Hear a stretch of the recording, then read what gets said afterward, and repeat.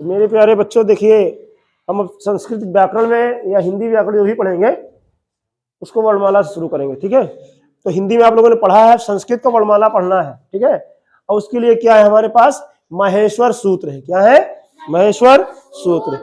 इन महेश्वर सूत्रों की संख्या कितनी है? 14। कितनी है? 14। ये 14 महेश्वर सूत्र हैं, पढ़े लिखे हुए हैं।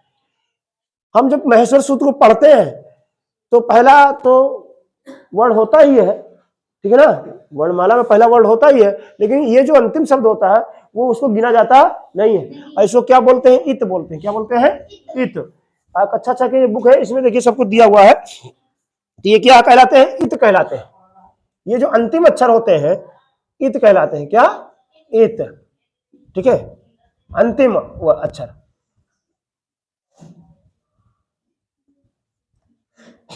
अंतिम जो अक्षर है ये क्या कहलाते हैं? इत कहलाते हैं। जिसमें देखिए डैश लगा हुआ है सब, ये क्या है? इत है। और उसके बाद हमें जब संधि करना होता है तो संधि के लिए हमें क्या जरूरत पड़ती है? प्रत्याहार की। और प्रत्याहार के लिए हमें क्या जरूरत पड़ती है? महेश्वर सूत्र की। इसीलिए सबसे पहले हमें क्या पढ़ना है? महेश्वर सूत्र पढ़ना। महेश्वर सूत्र पढ़ेंगे तो प्रत्याहार पढ़ेंगे, प्रत्याहार पढ़ेंगे तो हमें संधि समझ में आ जाएगा। जैसे आकाश वर्णा संधि का, अब अक जो है, अक क्या है? प्रत्याहार है। अब अक के अंतर्गत कौन कौन से वर्ड आते हैं पता ही नहीं, तो आप उसका सूत्र का मतलब कैसे समझेंगे? नहीं समझ पाएंगे। और जो समझ लेते हैं वो समझ जाएंगे अक प्रत्याहार जो है आ से का तक, आ से का तक। तो इसके अंतर्गत जितने भी स्वर आ रहे हैं आ ई उ री ली, है ना, तो ये री ली तक जो आते हैं 5 स्वर आते हैं, तो हम संधि में इनका इस्तेमाल करेंगे। अब हमको अक का मतलब नहीं पता है तो कैसे करेंगे? इसीलिए कक्षा 6 में हमारे यहाँ सबसे पहले दे दिया गया है, जैसे ग्रामर चालू होता है देख लीजिए क्या दिया गया है, वर्णों का उच्चारण स्थान। ये हमने खूब अच्छे से पढ़ा दिया है। ठीक है, फिर उसके बाद दूसरे नंबर क्या दिया गया है? महेश्वर सूत्र। और फिर नीचे क्या देखो लिखा हुआ, ये 14 महेश्वर सूत्र हैं। इनके अंतिम वर्ड क्या कहलाते हैं? इत कहलाते हैं। प्रत्याहार में इनकी गणना नहीं की जाती है, प्रत्याहार में इनकी गणना नहीं की जाती है। जैसे मैंने बताया ना, अंतिम वाले को गिना नहीं जाता है। और ये जो प्रत्याहार है, देखिए संधि ज्ञान में प्रत्याहारों के ज्ञान की आवश्यकता होती है, और प्रत्याहारों के ज्ञान के लिए किसकी आवश्यकता होती है? महेश्वर सूत्र का ज्ञान होना आवश्यक है। ये हमारी किताब भी यही बात कह रही है जो हम कह रहे हैं। हम लोग जितना भी पढ़ाते हैं आपके किताब से ही पढ़ाते हैं, अपनी तरह से कुछ भी कल्पना करके बताते नहीं। हाँ, कुछ ट्रिक हम लोग बता देते हैं, या ऐसे ट्रिक से आपको ज्यादा याद हो सकता है। अब जो ये तो हो गए। अब प्रत्याहार, प्रत्याहार में जैसे मान लिया अक, पहला क्या है? अक। अक क्या है? प्रत्याहार है। अक क्या है? प्रत्याहार है। अब अक के अंतर्गत तुम लोगों को पता है, अगर सूत्र याद है तो अक का प्रत्याहार समझ में आ जाएगा। अक के अंतर्गत देखिए आ का कितने सूत्र है? स्वर 5, आ ई ओ री और री। ये अब अक अगर प्रत्याहार यह है, अब अपना याद करने की जरूरत नहीं है आपको, केवल ये याद करना अक। क्या करना है? अक। तो अक के अंतर्गत कौन स्वर है? आसानी से याद हो जाएगा। इन्हीं को प्रत्याहार कहते हैं। अब देखिए दूसरा प्रत्याहार क्या होता है? अंग। क्या है? अंग। ये प्रत्याहार भी आपको याद करना है।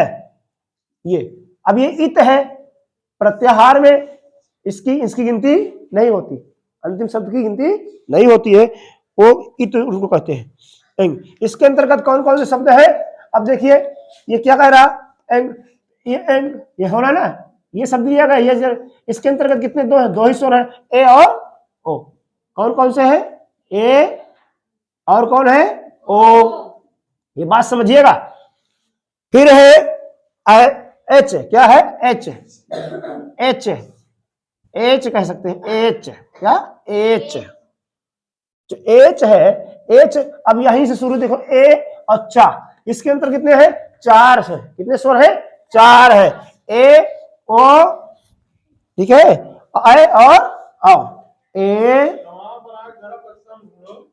ओ,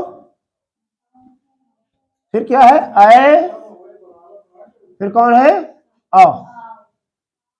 जब आप अभी संधि पढ़ेंगे तो आपको मजा आएगा। जब ये चीज, ये प्रत्याहार याद रहेगा तो नहीं आप समझ नहीं पाएंगे संधि को।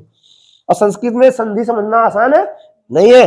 अच क्या है, चौथा क्या है, अच। नंबर डाल दो, 1 2 3 4, अच। अब अच, अब देखिए यहां से और यहां का अच, समझ रहे हैं, मतलब पूरा स्वर अच के अंतर्गत आ जाता है, पूरा स्वर आ जाता है अच के अंतर्गत। तो अच के अंतर्गत पूरा स्वर आप लिख सकते हैं, ठीक है, क्या है। अब अच का मतलब स्वर भी होता है, अच का मतलब क्या होता है, स्वर। अच कहा जाए तो समझ लेना कि स्वर कह रहे हैं, ये अच इसी को कहते हैं, अच माने स्वर। देखिए तो इसमें पूरा आ जाएगा इसमें दीर्घ अभी तो लिखेंगे नहीं, क्योंकि उस दीर्घ तो बाद में बनता है संधि में, ना नहीं। ए ओ री री और उसके बाद ए, फिर ओ आई आओ। ये इसका अच का क्रम है। कुछ लोग कहते हैं ए आई ओ आओ, तो फिर वो क्रम क्या हो जाता है आपका, गड़बड़ हो जाता है, ठीक है ना। जो गुण वाले हैं ए और ओ वो पहले आएंगे, फिर वृद्धि वाले जो हैं आई और औ बाद में आएंगे अमूमन। लेकिन आप लोग क्या कहते हैं, ए आई ओ औ, वो अच के अंतर्गत वो अगर क्रम पूछेगा यही क्रम है आपका, फिर क्रम गड़बड़ हो जाएगा, ठीक है ना। तो ये अच हो गया। अब उसके पास क्या बोलता है, जस। क्या आ जाता है, जस। पांचवा है जस। आप उसमें देखिए सूत्र में जस कहां है, तो आपको पता चल जाएगा जस कहां है, ये यहां है, ये यहां से शुरू है और कहां पे समाप्त होगा, जस। क्या है, जस। जस के अंतर्गत कौन है, यहां से यहां तक 1 2 3 4 5, 5 वर्ण है। कौन कौन से है, जा बा गा ड़ा दास, ठीक है। जा बा गा डा और दा, ये आते हैं, ठीक है ना। जब गलद ये आते हैं इत्यादि। तो ये क्या है, ये प्रत्याहार है। ये क्या है, प्रत्याहार। इन्हीं प्रत्याहारों के माध्यम से अभी संधि में सूत्र बनाए गए हैं और संधि में इनका प्रयोग होगा। अब ये चीज आप समझ लीजिए और इनको याद कर लीजिए। अगर आप वो भी याद है आपको कि कौन वर्ण कहां से बोला जाता है, हमने आपको पढ़ा दिया है। अब आप इसको नोट करिए और ये चीज ये याद कर लीजिए और ये 14 महेश्वर सूत्र याद कर लीजिए। आपको फिर संधि करने में बड़ा मजा आएगा।